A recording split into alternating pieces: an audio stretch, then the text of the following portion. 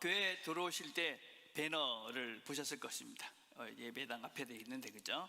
그 입구에 웰리빙 이런 배너가 있습니다. 웰리빙은 잘 살자, 뭐 그런 의미입니다.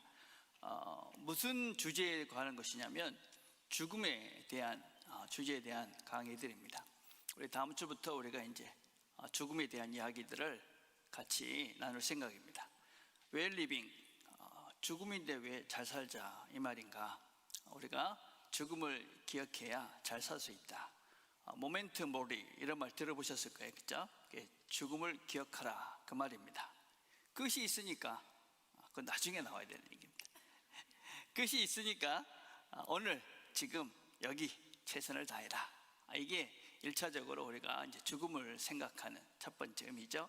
그리고 소주제를 밑에 보시면 작은 글씨로 뭐라고 되어 있냐면 당하지 말고 맞이하자 이렇게 되어 있습니다.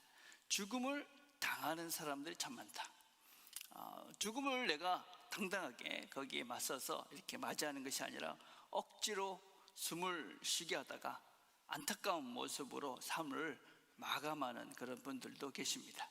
물론 갑작스러운 사고나 질병으로 그렇게 이제 돌아가신 분들 계시지만 그렇지 않은 분들 가운데서도 이 죽음을 속수무책으로 그렇게 당하는 분들도 계십니다. 나중에 여러분 주부에 글을 제가 하나 실어놨는데 그 글을 쓰신 분은 서울대병원 종양내과 전문의로 암 치료를 하신 분입니다. 근데 수많은 죽음을 보고 그런 죽음들에 대한 기록을 남긴 것입니다. 거기에 제가 어떤 글을 써놨냐면 죽지 않은 세월이 산 세월을 먹어버린다는 생각이 지나친 것인지 잘 모르겠다. 죽지 않은 세월이 산 세월을 먹어버린다. 저자는 지금 그 글에서 어떤 케이스를 이야기하고 있는 것이냐면 한 아주 훌륭하신 교수님이 계셨는데 10년 동안 돌아가시기 10년 동안 암 치료에 치매까지 고생하시다가 그러다가 이제 안타까운 죽음을 맞이하신 분입니다. 근데 마지막에는 누군지도 모르고 그러고 이제 돌아가셨습니다. 그러면서 이제 그 글 중에 그런 걸 뗐습니다. 과연 우리는 자신도 모르는 상태로 삶을 마감하고 싶을까? 우리가 한번 생각을 해볼 말이죠, 그렇죠? 우리에게 이 죽음이라는 것은 우리 모두에게 확정된 미래입니다. 우리 모두가 맞이할 수밖에 없는 그곳입니다. 근데 이 준비하지 않고 이 죽음을 잘 모르니까 막연한 두려움 속에 그리고 미루다가 죽음을 당합니다. 자신에게도 또 후손에게도 안타까운 마지막으로 기억이 되고 맙니다. 죽음을 잘 배우자, 잘 준비하자. 그래서 인생의 마지막을 아름답게 장식하자. 아까 그림을 다시 보여주면 모멘트 모리, 그 다음에 아트 모리멘티, 아스피스 몰뎀. 이 무슨 뜻이냐면 죽음을 기억하라, 죽음의 기술을 배워라, 죽음을 직면하라, 그런 뜻입니다. 그래서 우리가 죽음 앞에 서 있는 우리 모두가 죽음을 맞이하는 우리의 삶의 자세다라고 할 수 있습니다. 죽음 앞에 당당하게 죽음을 직면해서 죽음 앞에 당당히 서자. 이렇게 죽음 앞에 당당했던 교회가 있었습니다. 그것이 바로 우리가 읽은 버가모 교회라는 교회입니다. 이 버가모 교회에 편지를 보냅니다. 우리가 지금 7교회를 살펴보고 있지 않습니까? 그중에 세 번째 교회 버가모 교회 2장 12절 이렇게 말합니다. 버가모 교회 사자에게 편지하라. 좌우에 날성검을 가지신 이가 이르시되. 좌우에 날성검을 가지신 분이 이 편지를 버가모 교회에 보낸다, 그렇게 말합니다. 버가모라는 도시는 해발 300m 이상에 있는 그런 아주 큰 도시입니다. 로마가 아시아 전체를 이렇게 통치할 때 그 총독부를 둬가지고 거기에 이 로마 전체의 도시를 다스렸던 그런 행정 또 군사적인 정치적인 중심지였습니다.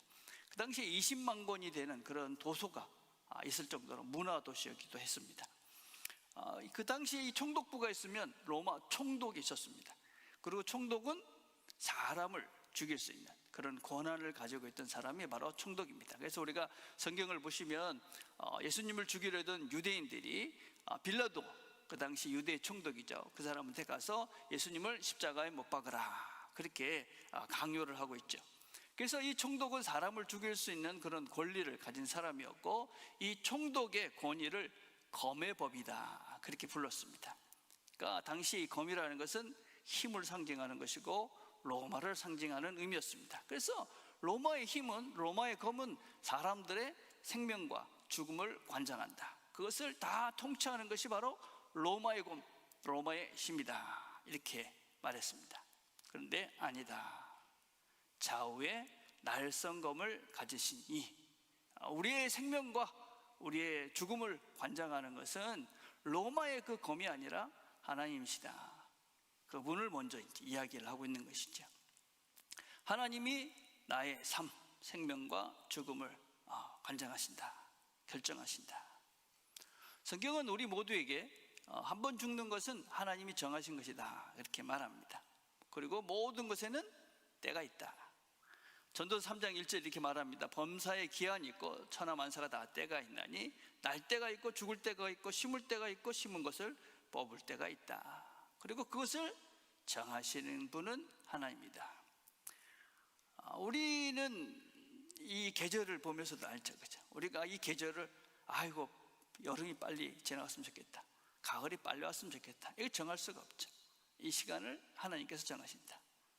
그런 것들 우리가 알죠, 그죠? 그런데 우리는 과연 그 때, 내가 하나님께 가는 그 때를 알 수 있을까? 우리는 그 날은 몰라도 그 때는 알 수 있다. 그 날은 모르죠. 그렇지만 그 때는 알 수 있다. 마태복음 24장 32절과 33절을 보면 무화과 나무의 비유를 배우라. 그 가지가 연해지고 잎사귀를 내면 여름이 가까운 줄 아나니 이와 같이 너희도 이 모든 일을 보거든 인자가 가까이 곧 문 앞에 이른 줄을 알라. 시간을 보면 이제 가을이 왔구나, 이제 곧 겨울이 오겠구나 하는 것을 우리가 알듯이 우리 인생이라는 것들도, 삶도 이제 이게 때가 됐구나 하는 것을 우리가 알 수 있다, 이 말입니다. 인생이라는 우리의 시간을 이렇게 구분을 해보면, 그죠? 태어나는 시간이 있습니다. 그리고 성장의 시간이 있죠. 삶의 시간이 있고 그 다음에 내려가는 시간이 있습니다. 그리고 죽음의 시간이 있죠. 이 모든 사람들에게 다 일어나는 우리의 시간입니다. 때죠, 그죠? 그 내려가는 시간은 무엇을 하는 시간이냐? 바로 죽음을 준비하고 죽음을 맞이하는 것을 우리가 시작하는 시간이라고 할 수 있습니다. 하나님께서 정하신 그 시간, 그 때가 있다. 하나님의 부르심의 때가 있다. 이거를 잘 준비해야 된다. 우리가 그때 나는 지금 어떤 때인가, 그 때를 알고 그 때를 우리가 잘 보내야 된다. 이런저런 세상의 어떤 힘이나 권력, 로마, 그런 것이 너의 인생을 결정하는 것이 아니다. 하나님께서 우리의 생과 사를 주관한다. 이것이 기본적으로 우리가 죽음을 당면할 수밖에 없는 우리 삶의 믿음의 기초다. 죽음 앞에 설 때 이 죽음이 누구 손에 있느냐, 그것에 대한 분명한 믿음이 우리의 삶을 어떻게 살 것인가를 결정하는 기본이다. 그리고는 이 버가모 교회를 칭찬하십니다. 내가 어디에 사는지 내가 아노니 거기는 사탄의 권자가 있는 데라. 죽임을 당할 때도 나를 믿는 믿음을 저버리지 아니했도다. 그들이 지금 버가모 교회 성도들이 살고 있는 데가 어디냐면 사탄의 권자가 있는 곳이다. 사진을 이렇게 한번 보시면요, 이 사진이 지금 남아있는 유적지입니다. 이 버가모 지역에 얼마나 많은 신들이 이렇게 있는지 알 수 있는 유적 사진이죠. 여기가 제우스 신의 그런 생지라고 그럽니다. 그래서 제우스 신전이 있었고 디오니우스 신전이 있었고 아데나 신전도 있었고 아스클펠레옵스라는 신전도 있고 또 로마 황제를 숭배하는 큰 신당이 3개나 있었다고 그럽니다. 그래서 이 도시는 이렇게 약간 비탈질, 그런 언덕이 있었는데 그 언덕 위에는 이 신전들로 가득 차 있었다. 그 지역이 바로 버가모 지역이었습니다. 이 지역에 신앙생활을 하는 이 그리스도인들이 얼마나 힘들었을지 우리는 상상을 할 수가 있습니다. 주님은 이곳을 사탄의 권자가 있는 곳이다. 사탄의 권자. 우리가 살고 있는 땅은 어떤 땅일까요? 지금 우리가 살아가고 있는 이 땅. 에베소서 2장 2절에 이렇게 말합니다. 그때는 너희는 그 가운데 행하여, 그때라는 것은 하나님을 모르는 그 사람들을 말합니다. 이 세상 풍조를 따르고 공중의 권세 잡은 자를 따랐으니 곧 지금 불순종의 아들들 가운데서 역사하는 영이라. 하나님을 모르는 사람들, 하나님이 모르는 이 세상은 지금 공중의 권세 잡은 자, 사단이 이 땅을 지금 점령하고 다스리는 것 같이 보인다, 그 말입니다. 근데 하나님께서 우리가 이 세상을 어떻게 만드셨는가? 우리 이제 기독교인들이 세상을 보는 관점이 참 중요한데, 이 세상은 아름다운 세상입니다. 세상은 하나님께서 만드신 참으로 하나님 보시기에 좋은 세상이죠. 근데 이 세상이 죄 때문에 망한 것이죠. 죄, 욕심. 그래서 서로 더 가지려고, 더 높아지려고 바둥거리면서 싸우면서 서로 그렇게 죽이고 죽고 갈취하고 거짓말하고 이러면서 세상이 악해진 것이지. 그래서 하나님과 분리가 되어지고, 너와 내가 분리가 되어지고, 너와 내가 적이 되어지고, 그래서 서로 경쟁하고 싸우며 비교하면서 이 세상이 악한, 평화가 없는 세상이 됐죠. 근데 우리가 어떤 존재가 된 것이냐?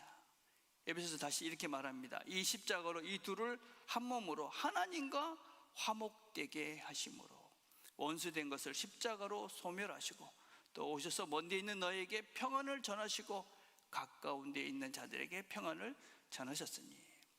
그래서 우리는 지금 이 세상에서 하나님과 하나 되고 너와 내가 하나 돼서 평안을 누리는 자들이다. 이게 우리의 하나님을 아는 자들이 이 세상을 누리고 있는 실제다. 어떻습니까? 평화로우십니까? 평안을 누리십니까? 평안을 누리셔야 됩니다. 내가 하나님과 화목됐다. 그 증거는 뭐냐면 평화. 근데 이것을 나 혼자 누리는 것이 아니라 하나님께서 이 땅에 평화를 누리기를, 모두가 이 땅에 평화를 누리기를 기대하신다. 그래서 우리가 이렇게 기도하죠. 나라가 임하옵시며 뜻이 하늘에서 이루어진 것 같이 땅에서도 이루어진다. 하늘에 있는 그 평화가 이 땅에도 이루어지기를 원합니다. 그렇게 우리가 기도하는 거죠. 평화를 위해서. 하나님의 나라, 천국, 그게 어디 있느냐? 성경에는 세 곳에 있다고 합니다. 첫째는 우리 마음에 있죠. 천국은 우리 마음에 있는 것입니다. 우리 마음에 있다, 천국. 두 번째는 이 땅에 있는 것입니다. 하나님의 나라는 이 땅에도 있습니다. 그리고 영원한 천국, 죽으면 가게 되는 천국이 있습니다.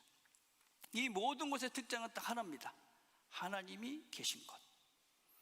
내 마음에 근심과 걱정과 염려가 가득 차고 하나님이 없으면 지옥이 되는 것입니다. 근데 그런 것이 아니고 하나님으로 가득 찬 나는 천국을 누리는 것이죠. 이 땅 속에서도 우리의 환경과 욕심과 이런 것으로 가득 차가지고 하나님보다 그것이 훨씬 더 크면 나는 이 땅에서 하나님 없는 지옥을 누리는 것입니다. 내 욕심, 돈, 뭔가 더 높아지려는 그런 아기 같은 그런 마음 상태로 우리가 이 땅을 살고 나면 우리가 어떻게 되느냐? 그것이 바로 하나님이 없는 것, 지옥이 되는 것이죠. 그래서 하나님이 계신 곳이 천국이다. 그러면 죽어서 가는 천국이 있는가? 있는 것이죠. 하나님이 계신 곳이 천국이니까 지금 여기도 계시고 내 마음속에도 계시고, 그러니 죽어서도 하나님이 계신 그곳이 천국이니 천국은 있는 것이죠. 그래서 나는 천국을 믿는가 하는 것입니다. 천국을 믿는가? 천국을 믿는다라는 말은 하나님이 계신 것을 믿는다 하는 말과 똑같은 것이고, 그 하나님이 계시다는 것을 내가 내 마음속에서 그리고 지금 여기서 누리느냐 하는 문제입니다. 지금 계신데 하나님이 왜 죽어서는 없겠습니까? 그걸 우리에게 이야기하는 게 부활이죠.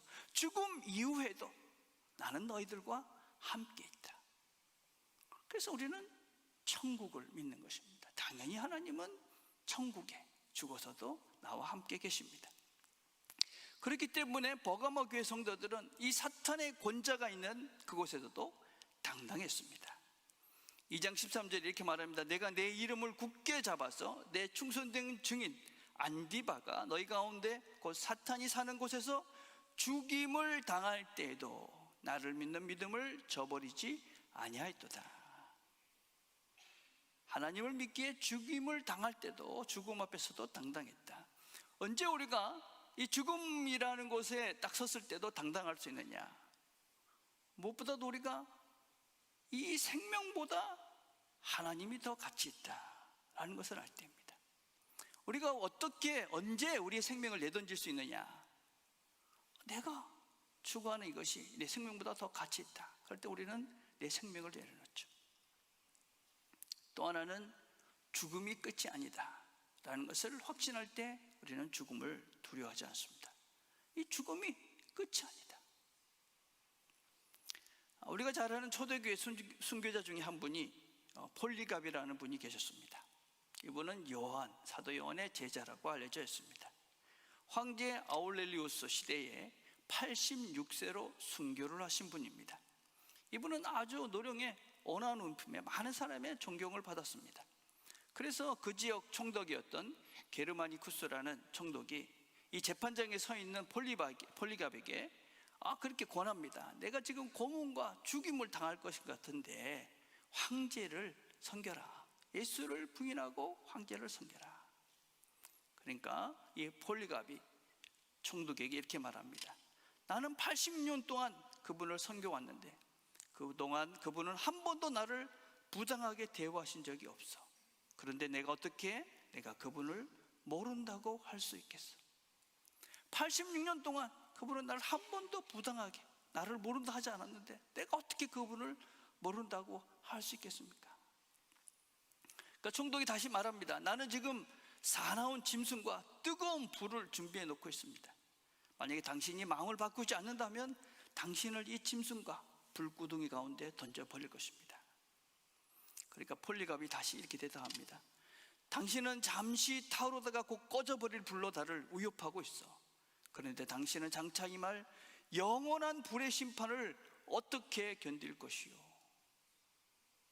영원한 불. 당장 지금 있는 1시간짜리밖에 안 되는 이것으로 당신은 위협하고 있지만 당신 앞에 임할 영원한 불의 심판을 어떻게 견디려고 그러십니까? 그렇게 총독을 어떤 면에서 위협했다고 그럽니다. 폴리갑은 분명했던 것이죠. 하나님이 평생 자기를 돌봐주셨던 그 하나님이 내 생명보다 더 가치 있다. 그리고 죽음이 끝이 아니다. 죽음이 끝이 아니다.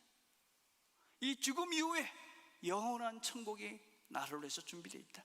86년 동안 나와 함께 했던 그 하나님께서 지금 이후에도 나와 함께 하실 것이다.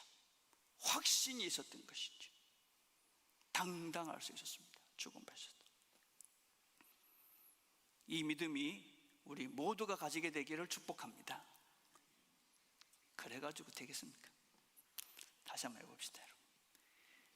죽음 앞에서 당당해지는 성도님들이 되시기를 축복합니다.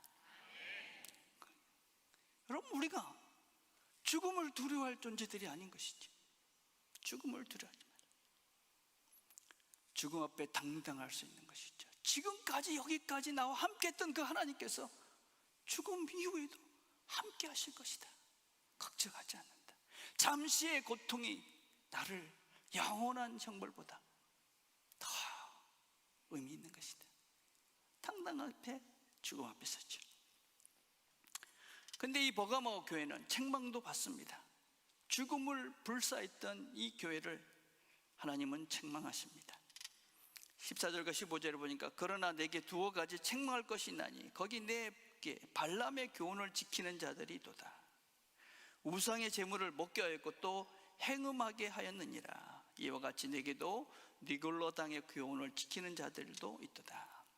이 발람의 교훈이라는 말은 민수기 25장에 나타나 있는 말씀입니다. 25장 1절과 2절을 보면 이스라엘이 시댐에 머물러 있더니 그 백성이 모압 여자들과 음행하기를 시작하니라. 그 여자들이 자기 신들에게 제사할 때에 이스라엘 백성을 청하며 백성들이 먹고 그들의 신들에게 절함으로. 이 말씀의 배경은 24장부터 시작이 되는데 출애굽했던 이스라엘 백성들이 광야를 가다가 모압 지역에 이르게 됩니다. 근데 이스라엘 백성들이 힘이 있고 하나님이 함께하신다 얘기를 들었던 모압 왕 발락이라는 모압 왕이 어떻게 할까 고민을 하다가 당시에 이스라엘의 선지자였던 발람에게 돈을 주고 이스라엘 백성들을 저주할 것을 부탁합니다. 근데 그 제안을 받은 발람 선지자가 저주를 하려는데 하나님이 그걸 막으셔서 축복을 합니다. 그래서 3번이나 거듭되게 저주를 하러 올라갔다가 축복을 하고 그러다 포기하고 돌아갑니다. 그러면서 돌아가면서 어떻게 하느냐, 이 발락 왕에게, 모압 왕에게 이 이스라엘 백성들이 어떻게 하면 하나님의 저주를 받을 수 있는가, 징계를 받을 수 있는가 묘책을 가르쳐 줍니다. 그것이 무엇이냐면 당신들의 여인들과 이스라엘 백성들과 결혼을 하게 해라. 그러면 결국 그들이 우상을 섬길 것이고 결국 그들은 하나님의 징계를 받게 될 것이다. 그래서 이 발람이 가르쳐준 대로 발락은 모압 여인들을 이스라엘 남자들과 결혼하게 하고 결국은 오늘 읽은 말씀대로 그 백성이 모압 여자들과 음행하고 또 다른 우상들을 섬기기 시작합니다. 그리고 그 백성들은 거기서 하나님의 징계를 받습니다. 여러분, 이스라엘이 음행하기 시작했다. 이것은 음행은 단순한 도덕적인, 반도덕적인 행위가 아닙니다. 그것은 우상 숭배를 의미합니다. 발람의 교훈, 니골라당의 교훈, 사실 똑같은 말입니다. 발람이라는 말은 히브리적 발음이고 니골라라는 것은 헬라적 발음입니다. 그러니까 하나님의 백성들을 우상을 섬기게 하는 그런 자들이라는 의미를 가지고 있습니다. 그러니까 구약에서는 발람의 교훈이었고 신약에서는 니골라당의 교훈입니다. 이 니골라당이라는 것은 그 당시에 영주주의자들입니다. 영은 중요하고 몸은 중요하지 않다. 그래서 금욕하는 것이죠. 아니면은 완전히 무도덕주의. 그래서 나의 몸은 자유니까 아무 짓을 해도 된다. 그러면서 당시에 어떤 이런 우상에 섬기는 문화와 타협을 했습니다. 우리가 몸은 별로 안 중요하니까 몸으로 하는 것은 뭘도 해도 된다. 그러면서 우상의 예배, 우상의 축제에 참여를 했습니다. 우상의 재물을 먹는 것도 문제가 없다고 그랬습니다. 근데 여러분, 그 당시에 이 우상의 예배에 참석한다, 축제에 참여하는 것은 단순히 먹고 마시는 문제가 아니었습니다. 우상의 신전에는 제사장들이 있었습니다. 근데 그 제사장들은 대부분 창기들이었습니다. 제사장들이 하는 창기들, 그들이 예배를 드린다는 것은 무엇이냐면 그런 제사장이었던 창기들과 육체적인 관계를 맺고 그래서 신과 하나가 된다, 그런 주장을 했던 사람들입니다. 그러니까 이 이단들은, 이 사람들은, 니골라당들은, 그것을 섬겼던 사람들은 육체는 아무것도 아니니까 그런 짓을 해도 된다. 그래서 그들의 예배에 참석해서 음행을 했습니다. 우상을 섬겼던 것이죠. 지금도 그런 이상한 이단들이 있죠. 그런 사이비들이 있습니다. 그래서 이들은 어떤 면에서는 목숨을 내놓고 지켰던 엄청난 믿음의 모습을 보였지만 실상의 삶 속에서는 이렇게 우상을 섬기는 이중적인 모습을 보였던 것이죠. 대위 큰 것에는 이긴 것 같은데 실제 삶 속에서는 우상을 섬기며 즐기고 살았던 것입니다. 우리의 현실이지 않은가? 우리가 지금 하나님을 믿는다, 하나님을 믿고 하나님을 의지하며 산다 하는데 과연 실제 삶 속에서는 뭘 의지하고 믿고 살고 있는가? 혹시 내가 하나님보다 돈을 더 의지하고 하나님을 더 추구하는 것이 아니라 돈을 더 추구하고 그러면서 내 삶을 합리화하는 것이죠. 돈이 필요하지 않냐? 나는 실제 삶 속에서 정말 무엇을 의지하고 살아가고 있는가? 예수를 믿는다는 큰 대위는 지켜가고 있는 것 같은데 근데 실제 삶 속에서는 정말 뭘 의지하고 있는가? 하나님께서 경고하십니다. 그러므로 회개하라. 그리하지 아니하면 내가 네게 속히 가서 네 입의 검으로 그들과 싸우리라. 버가모의 모든 사람들이 아닙니다. 그렇게 니골라당 그러면서 큰 대위는 지켜가는 것 같지만 실제 삶 속에서는 우상을 섬기고 우상을 의지하며 살아가고 있는 자들에게 하는 것이죠. 하나님의 대적이 돼가지고 하나님과 싸우는 존재가 된다. 돈을 섬기고 살면 하나님의 대적이 된다. 내 입의 검으로. 이것도 역시 민수기 22장에 나오는 발람의 선지자 이야기와 같은 이야기입니다. 민수기 22장 31절과 33절에 보면 그때 여호와께서 발람의 눈을 밝히시며 여호와의 사자가 손에 칼을 빼들고 길에 선 것을 보고 나귀가 나를 보고, 이 말씀은 발람이 저주를 하다가 하니까 나귀가 그 앞에 이 길을 막고 있는 여호와의 사자, 검을 든 사자를 본 것입니다. 무슨 말씀이냐? 나귀도 볼 수 있는 하나님의 징계를 말합니다. 나귀도 알 수 있다. 이 길은 틀린 것이다 라는 것을 나귀도 안다. 우리도 분명히 아는 것이죠. 내가 지금 실제 뭘 의지하고 있는지. 적당히 그런 모습에서 돌아서라. 이제는 하나님을 정말 제대로 의지해라. 돈을 의지하지 말고 하나님, 너희들도 알지 않느냐? 돈을 사랑하는 자리에서 올바르게 사용하는 사람으로 돌아가야 합니다. 돈을 바르게 버셔야 됩니다. 또 바르게 써야 되는 것이죠. 어디로 내가 뭘 추구했는지 나의 삶의 실제 속에서 알 수 있는 것이죠. 좀 안타까운 것은 무엇이냐면 우리가 예수를 믿으면 정말 많은 걸 포기하고 삽니다. 그렇죠. 오늘도 여러분들이 이 긴 휴가 기간이 아니래도 예배를 드리기 위해서 많은 걸 멈추고 예배 드리러 오시지 않았습니까? 참 귀한 것이죠. 예, 얼마나 귀한 것인지 모릅니다. 많은 걸 포기하고 우리는 예수를 따라 살아갑니다. 근데 일상에서 그렇게 돈을 의지하는 순간 하나님의 대적이 된다. 너무 마음이 아프지 않습니까? 영혼을 상실할 수 있다. 영혼. 안타까운 것이죠. 회개하고 하나님을 선택하라. 그래서 그렇게 이기는 자들은 하나님께서 복을 주신다고 말씀합니다. 2장 17절에 보니까 귀 있는 자들은 성령이 교회들에게 하시는 말씀을 들을지어다. 이기는 그에게는 내가 감추었던 만나를 주고 또 흰돌을 줄 터인데 이 돌 위에 이름을 기록한 것이 있나니 받는 자밖에는 그 이름을 알 사람이 없느니라. 만나를 하나님께서 주실 것이다. 만나라는 것은 크게 두 가지 의미가 있습니다. 만나는 하나님께서 우리에게 모든 필요한 것들을 주신다 하는 의미입니다.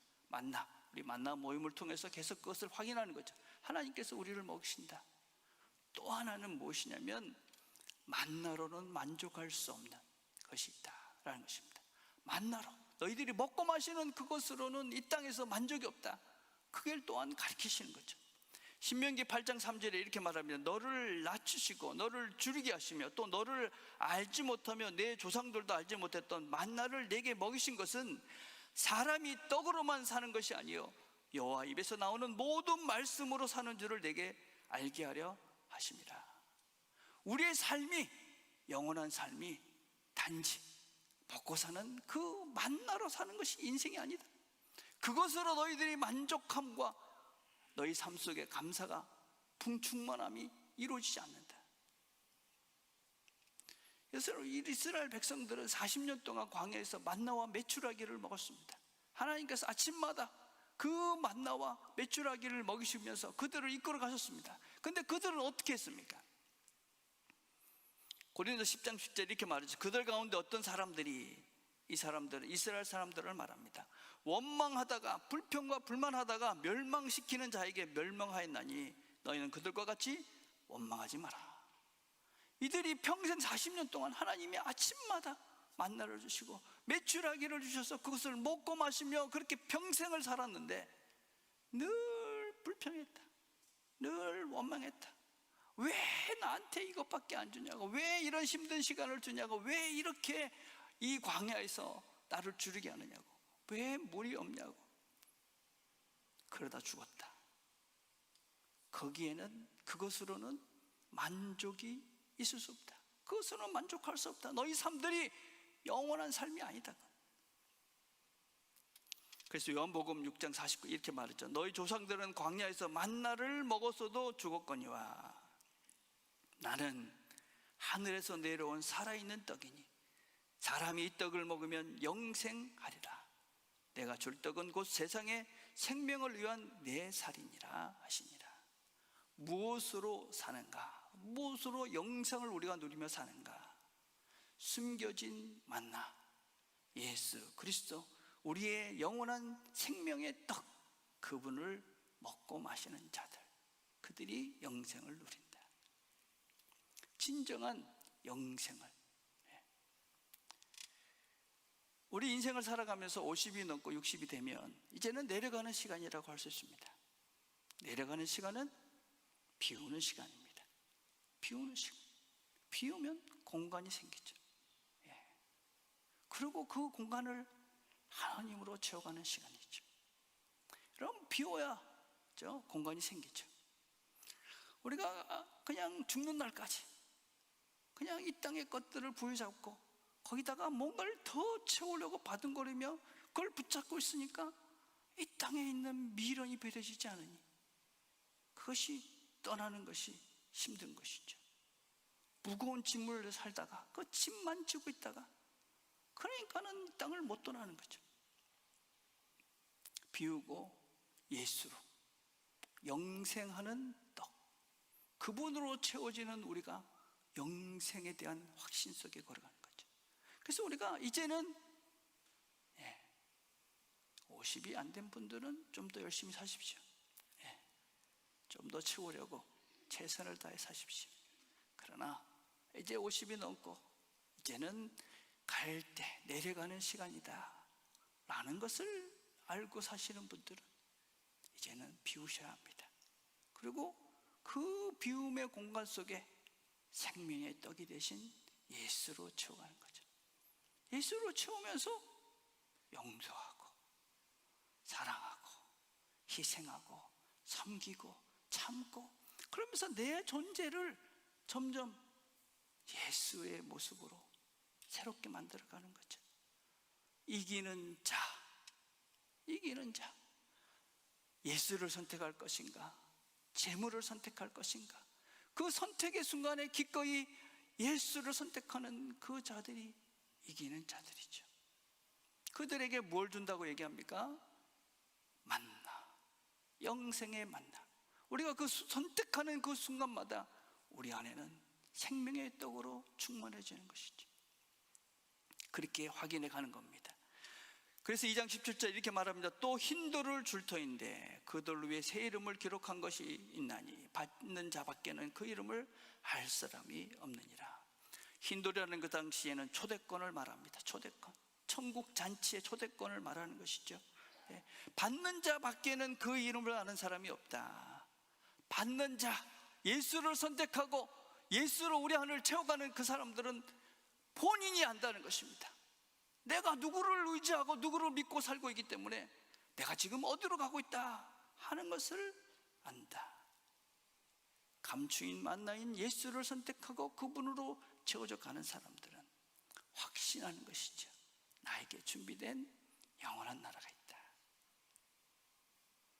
우리 일상에서 이 하나님을 선택하시며 천국을 누리시기를 축복합니다. 그래서 우리가 영원한 천국에 대한 확신으로 죽음 너머를 확신하고 준비해가는 저와 여러분이 되시기를 주님의 이름으로 축복을 드립니다. 기도하겠습니다.